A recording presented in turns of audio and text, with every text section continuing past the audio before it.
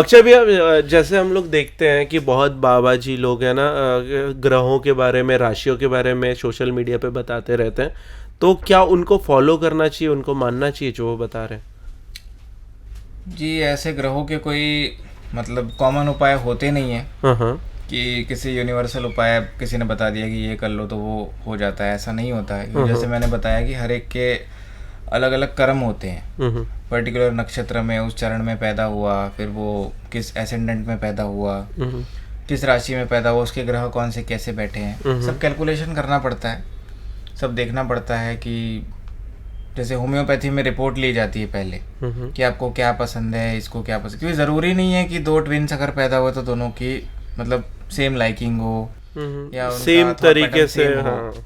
तो ये ज़रूरी नहीं है। तो आपको आपके पूर्व कर्म पहचानने पड़ते हैं, आपके एंसेस्ट्रल कर्मास पहचानने पड़ते हैं। ये हमारा तरीका है तो लाल जो किताब का। लोग ओवरऑल एक व्यू बताते हैं कि इस महीने कुंभ राशि का ऐसा होगा, इस महीने मंगल, जो भी बाकी राशियां हैं, वृश्चिक राशि होगी, मीन राशि होगी, कन्या होगी, इनका ये होगा, वो एक्यूरेट नहीं हो सकता, राइट? क्योंकि आपके कर्म आपकी राशि को और उस समय को डिफाइन कर भी मैनिपुलेट करते हैं, राइट? जी जी जी, राशि एक जनरलाइज चीज़ होती है, एक बहुत साधारण चीज़ है। क्योंकि जैसे मैंने बोला कि वो एक ग्रह को दर्शाती है कि आपका एक ग्रह चंद्रमा जो है किस राशि में बैठा है, वो आपकी चंद्र राशि, उसके ऊपर वो फलित देते हैं। मतलब जो लोग नहीं समझ पाए होंगे बातों को, वो ऐसे समझ ले कि आप यहाँ से, आप नागपुर से मुंबई जा रहे हैं। अब ये भी डिपेंड करता है कि आपके पास गाड़ी कौन सी है, उसके हिसाब से आपकी स्पीड डिपेंड करेगी। साथ में आप कौन सा रास्ता चुन रहे हो, उसके हिसाब से भी स्पीड डिपेंड करेगी। तो आप जितनी देर में पहुंचोगे, उसमें उस रोड से लेके, आपकी गाड़ी से लेके, उसमें पेट्रोल कितना है, आपके पास पैसे कितने हैं, हर चीज़ उस समय को डिफाइन, और इवन समय मतलब बहुत सारी चीज़ों का एक मिक्सचर बन के आता है। तो आप एग्जैक्टली नहीं बता पाते हो कि कौन सी चीज़ आपके लिए काम करेगी, कौन सी चीज़ नहीं करेगी। जी, क्योंकि एक चीज़ को देख के आप बहुत चीज़ें बता नहीं सकते। एक चीज़ जो है आपके लाइफ का पर्टिकुलर हिस्सा बताएगी, बाकी जो हिस्से हैं वो भी तो होते हैं। मतलब बाकी ग्रह भी तो चीज़ें होती है ना लाइफ में। ऐसा तो नहीं है कि एक ग्रह सारी चीज़ें बता देगा। मतलब ओवरऑल व्यू आप दे सकते हो, बट एग्जैक्टली नहीं बता सकते हो, क्योंकि आपका पूर्व जन्म का कर्मा, पूर्वजों के कर्म, बहुत सारी चीजें एक भविष्य को लेके और हर चीज को लेके इफेक्ट कर रहे होते हैं। जनरल रीडिंग में नहीं बता सकते। जनरल रीडिंग एक नहीं राशि बता, कई लोगों की होती है ना, एक राशि तो कई लोगों की होती है, यूनिवर्सल चीज बट एक राशि होने के बावजूद भी आपके कर्म एक जैसे नहीं होते हैं। इसीलिए आप उसको है ना डिफाइन नहीं कर सकते कि दोनों की अगर कुंभ राशि है, हम दोनों की कुंभ राशि है, राइट, बट हम दोनों के कर्म एक जैसे नहीं है। इसीलिए हम लोगों के जो साथ घटना होती है, हाँ, लेकिन जैसे अभी शैडो पड़ती है या फिर एक्लिप्स होता है, तो उसके कुछ चीजें होंगी जो कि सिमिलर हो सकती है मेरे साथ। जी, ऐसा नहीं है कि सारे इफेक्ट्स नहीं होते। इन द प्रोस्पेक्ट ऑफ जैसे मर्क्यूरी जब रेट्रोग्रेड जाता है, which is your subconscious. Retrograde का मतलब समझा? रेट्रो जब उल्टी चाल चलता है तब जी। तो जब उल्टी चाल चलता है मर्क्यूरी, तो वो समय कुछ ऐसा होता है कि आपको सोसाइटल रिएक्शंस ऐसे मिल सकते हैं कि आप अगर पेपर वर्क करने जा रहे हो तो आगे वाले ने कुछ गलती कर दी और आपने साइन कर दिया, तो वहाँ पर आपका बेड़ा गर्क हो सकता है। मतलब कुछ एलिमेंट सोसाइटल लेवल पे गोचर को पढ़ के, जो जनरल रीडिंग कहते हो गोचर को पढ़ के होती है, तो वो मेरे हिसाब से थोड़ी बहुत हो सकती है कि सर्कमस्टेंशियल हो तो सही हो जाए।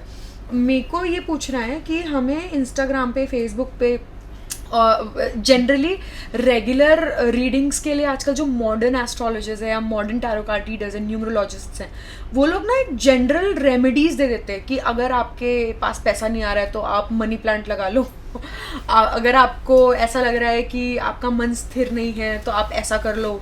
तो ये जो रेमेडीज है मुझे ऐसा लगता है काफी हानिकारक होती है। इवन अभी यंत्र वगैरह भी होते हैं, धन वर्षा यंत्र होता है, लोग दुकानों में वो सोने का कछुआ रखते हैं। तो इसका मैं ये जानना चाहती हूँ कि ये कितना हानिकारक हो सकता है। ये हानिकारक होता है, खास करके जो मंत्रों वाला पार्ट है वो बहुत हानिकारक हो सकता है। जैसे आजकल एस्ट्रोलॉजर जो है मुंह उठा के कोई भी मंत्र दे देते हैं, जैसे गायत्री मंत्र है या वैदिक मंत्र है, उसको जपने का अधिकार सबको नहीं होता है, तो वो दे देते हैं। आपको मंत्रों का नॉलेज भी चाहिए, और आपको पीढ़ी ज्ञान से पता चलता है कि गायत्री मंत्र को आप गायत्री मंत्र वैसे जपा ही नहीं जाता। आपने बड़े बड़े विद्वानों को देखा होगा। उसको जपा नहीं जाता, उसके कई नियम होते हैं, मंत्रों के ऋषि, मंत्रों के देवता, मंत्रों का ध्यान, न्यास, कौन से आसन पे बैठ के करना है, कौन से दिशा में मुंह करके करना है, मंत्रों के स्वर में गलती हो गई तो बैकफायर होता है, इफेक्ट्स उसके ख़राब आते हैं। दूसरी बात है कि जो प्रणव युक्त मंत्र होते हैं, जैसे ओम युक्त मंत्र वगैरह है, वो जपने का अधिकार सबको नहीं होता, लोग आजकल जपते हैं। जैसे एक प्रश्न इससे रिलेटेड है, आप कंप्लीट कर लीजिए फिर पूछूंगी। जैसे शिव पुराण में ही है, कई विद्वानों ने इसको क्लैरिफाई भी किया है, लोग उसको नहीं मानते कि जो यति और जो सन्यासी होते हैं उनको ओम नमः शिवाय है, बाकी जो लोग होते हैं उनको नमः शिवाय, किसी को नमः शिवाय जपना है, किसी को ओम नमः शिवाय जपना है, और बाकी जो स्त्रियां हैं और जो बाकी संध्या गायत्री नहीं करते उनको शिवाय नमः फॉर्मेट में जपना है। अब लोगों को ये पता नहीं होता, क्योंकि मंत्र एक एटम बॉम्ब की शक्ति होल्ड करते हैं, उनको उल्टा सीधा किया जाए, कई लोग पागल हो जाते हैं, कई लोगों के घर में प्रॉब्लम आते हैं। ऐसे भी मैंने किस्से देखे कि एक महापुरुष थे, उनके यहाँ पे एक लड़की आई, उसको हार्मोनल प्रॉब्लम्स भी थे, दिमाग के प्रॉब्लम्स भी थे। उन्होंने पूरा उसको पूछा कि तुम्हारी दिनचर्या क्या है, तो उसने कहा कि मैं दिन भर गायत्री मंत्र करती हूँ। तो उसने कहा इसको छोड़ दो, तो फिर वो चीज़ें ठीक हो गई। तो ये बात है कि मंत्र देने का अधिकार भी सबको नहीं होता।